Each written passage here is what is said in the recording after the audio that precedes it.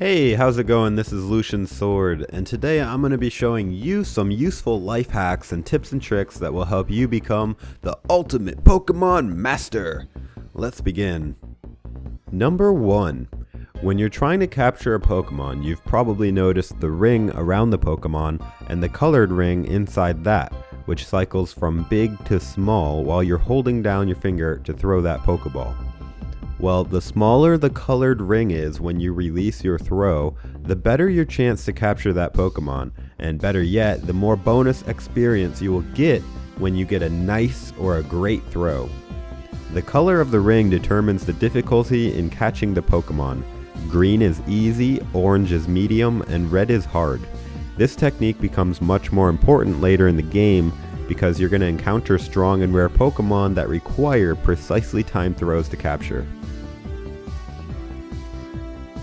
Number 2. Another tip while capturing Pokemon is to try performing a curveball. Curveballs give you bonus experience if you pull it off perfectly. To throw a curveball, you simply hold your finger down on the Pokeball, and then instead of throwing it right away, you want to make a circling motion with your finger and then throw it. So if you circle it clockwise, you want to throw the ball to the left so that the ball will curve to the right.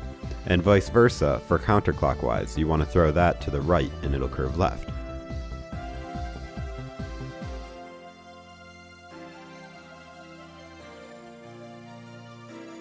Number 3. If you tap on the portrait icon in the bottom left corner of your screen, you'll be brought to a page with lots of useful information, including achievement progress, team loyalty, level progression, your start date, your coin balance, and a journal button which shows you a log of everything you've done in the game. This can be a useful page to track which achievement you want to focus on and what achievements are out there. Number 4. Visit PokéStops often. PokéStops are blue icons on your map that are usually found near landmarks or buildings of interest in your town. When you're near a Pokéstop, you can spin the picture and receive bonus items such as Pokeballs, eggs, incense, and potions.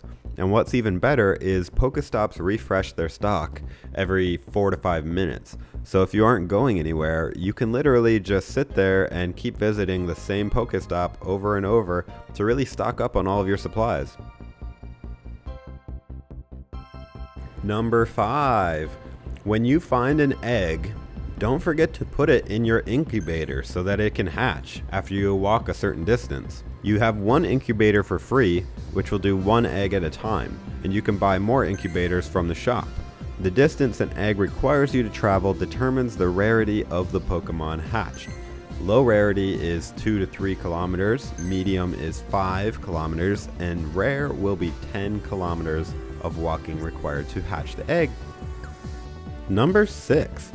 When you find an egg and you put it in the incubator, you'll see that it requires a certain amount of kilometers to hatch. We just went over that. You're probably thinking what I was. I'll just hop in my car, drive around the block 5 times, and I'm golden. But no. For game balancing reasons, that's just not possible. Progress towards egg hatching is only counted if you're moving at about 5 miles per hour or slower, which is basically walking speed, or maybe a brisk speed walk. So if you do want to drive, you're going to basically have to just coast down the road. Number 7. When you're viewing your Pokemon, you can actually rename the default name of the Pokemon simply by tapping on its picture and then tapping the pencil icon near the name of the Pokemon. You can also favorite a Pokemon by tapping the star in the top right corner of the screen, so you can sort your favorite Pokemon to the top of the list if you wish. Number 8. To get even more candy for powering up or evolving your Pokemon even faster, try transferring any duplicate Pokemon you don't need back to the professor. You'll get 1 candy back for each Pokemon you transfer.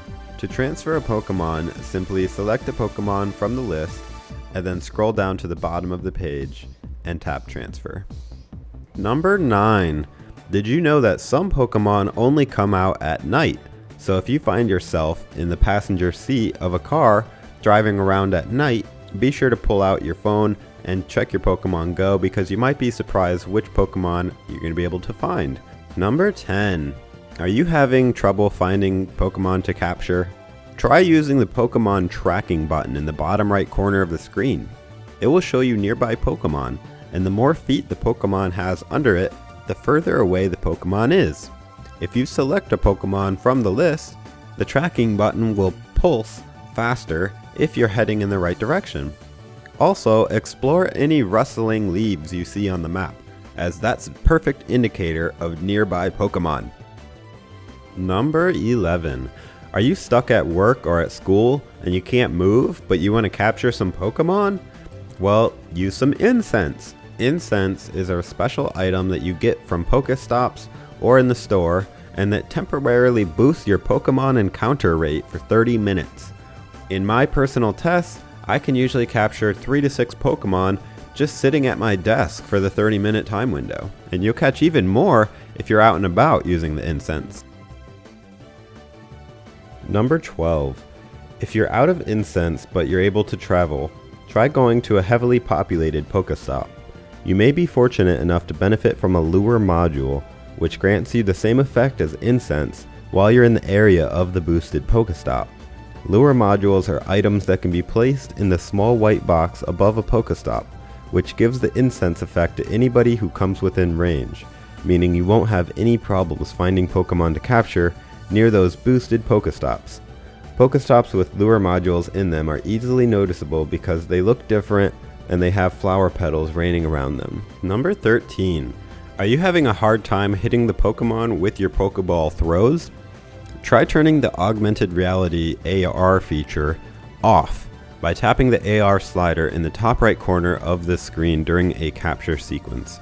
This will make the scene much more stable, allowing for an easier throwing environment and saving you from wasting Pokeballs on bad throws due to a shaky camera. Number 14.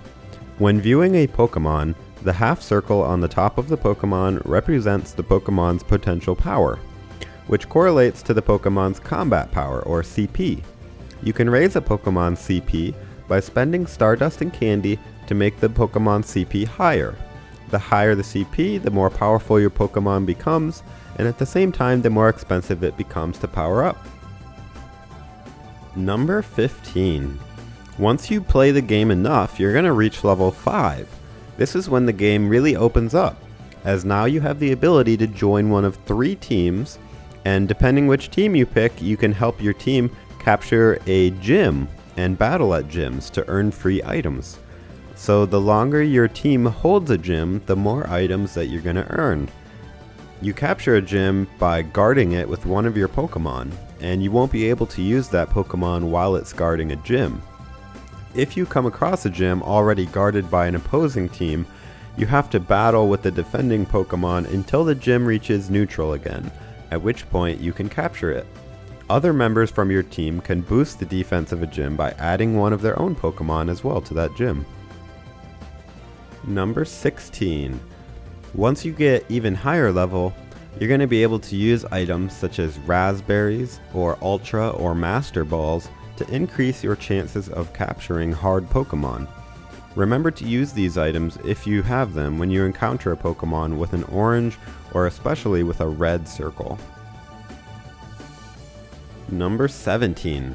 Try powering up your Pokemon as far as you can afford it before you evolve the Pokemon, because the higher the CP of a Pokemon before you evolve it, the better chance you're going to get a very powerful evolution of your Pokemon right off the bat. Number 18. Don't forget to claim your daily reward from any gyms you have Pokemon defending. You don't actually have to go to the gym to collect the rewards either. Simply go to the PokéShop and click the shield icon in the top right corner of the screen and collect your daily rewards. The longer you hold a gym, the more rewards you're going to get. Number 19. Is your device's battery being drained too quickly? Well, you're not alone. Niantic are working on a fix to optimize the battery consumption of the game, but in the meantime, there is a workaround found in the settings menu that when turned on, the screen will turn itself off when face down or in your pocket, but the game will run in the background and it'll make a vibration when a Pokemon is near or a sound when a PokéShop is near. It's not a great battery saving option, but hey, it's something, and if you're desperate, that's about all you can do right now. Number 20. If your Pokemon is knocked out from a gym battle and you have enough candy to evolve the Pokemon, don't waste your potions healing or reviving your Pokemon, because when you evolve your Pokemon, it will bring it back to full health for free. And finally, number 21. If you're having a hard time visiting Pokéstops while driving by them, save a little time with this trick. Instead of popping the bubbles for items after you do the spin on the disc, simply tap the X button after you spin the disc, and all the bubbled items will automatically be added to your inventory, making drive-by Pokéstop visits a little bit easier to pull off. Alright guys, well thank you for watching this video on Pokemon Go. This is my first video on Pokemon Go, and I hope to make some more videos on it in the future as well, and I'll be sure to be covering any updates or new features that are added to the game in the future. As always guys, thank you for watching, and please don't forget to like or subscribe to this video if you enjoyed it. Thank you guys, take it easy.